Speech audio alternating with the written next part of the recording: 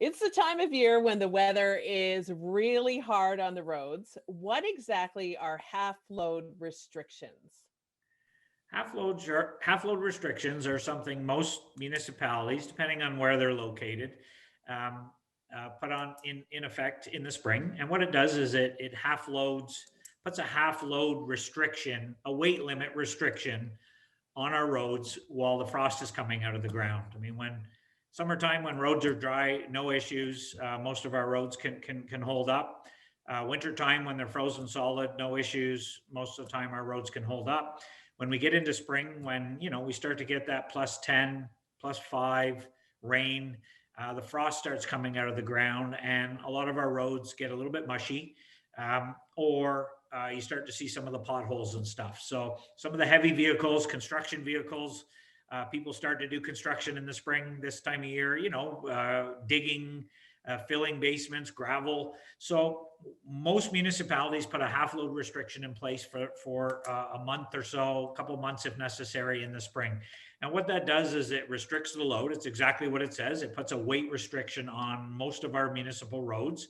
And what it does is it allows some time without that heavy traffic for the frost to come out of the ground.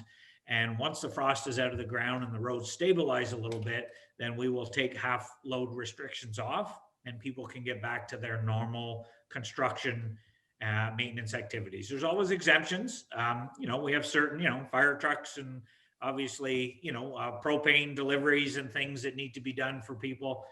There's always going to be exemptions, and people can apply for an exemption if they have like an emergency delivery or something that's required. But traditionally, it takes place around the beginning of March every year, and we are in half load restrictions right now.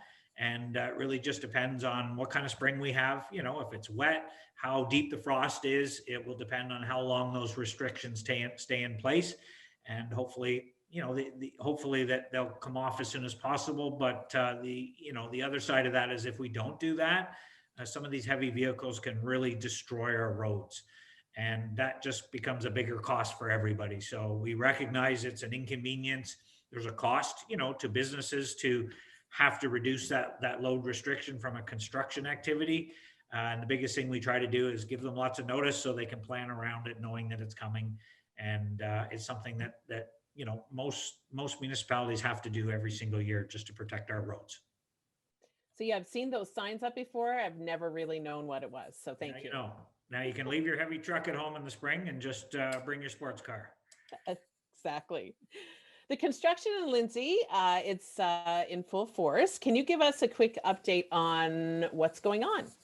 Yeah, construction in Lindsay is great schedule-wise. They're doing the main street, phase 3. We've talked about this a fair bit. Kent Street between William and Cambridge to Victoria.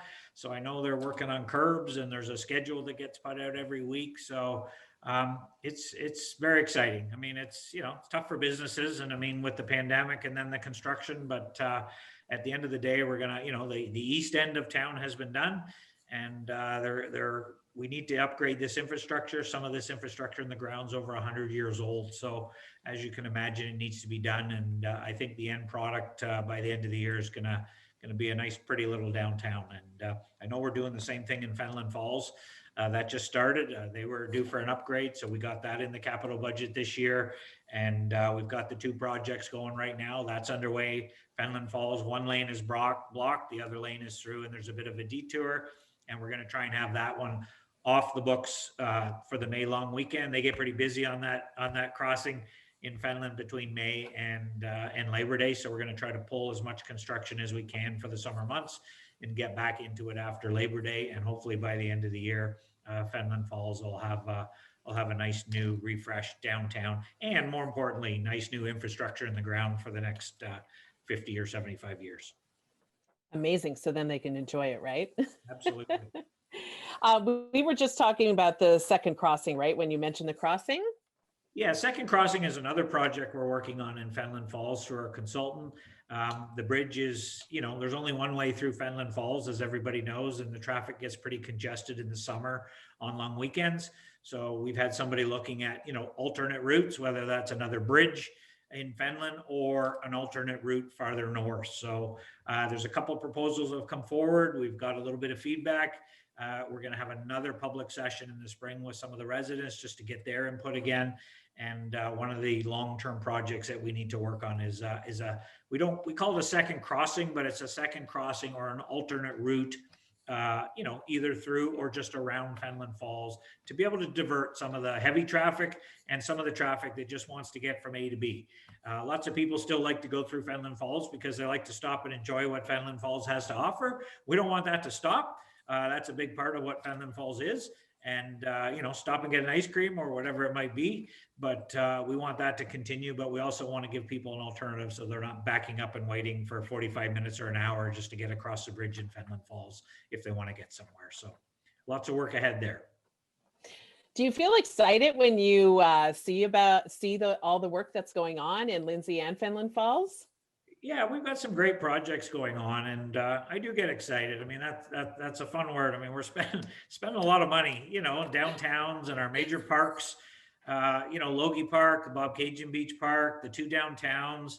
But when you look at where we are in a pandemic, I really think we've hit a home run here, because when we come out of this pandemic, people are going to want to go out and have some fun and enjoy life outdoors.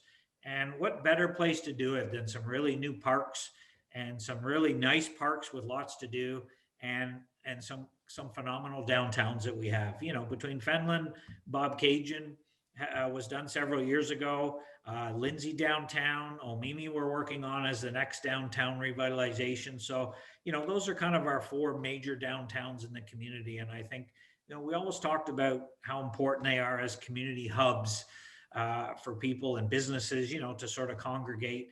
And we want to make sure we're doing a good job with them. They've been, I won't say they've been neglected for a long time, but, a lot of them were old and tired. And, it's hard as we got together as a community, where do we want to invest our money? So I am really excited that we've chosen to, to focus and to put it into certain areas. And I think the long payback for our residents in our community and our visitors to our community is going to show over the next few years with our downtowns and some of these parks that we're doing a great job with. So I'm really happy with the direction we're going. And that's all the time we have for today. So thank you for answering my questions, and thanks for joining me today on Kawartha Lakes Matters. Thank you.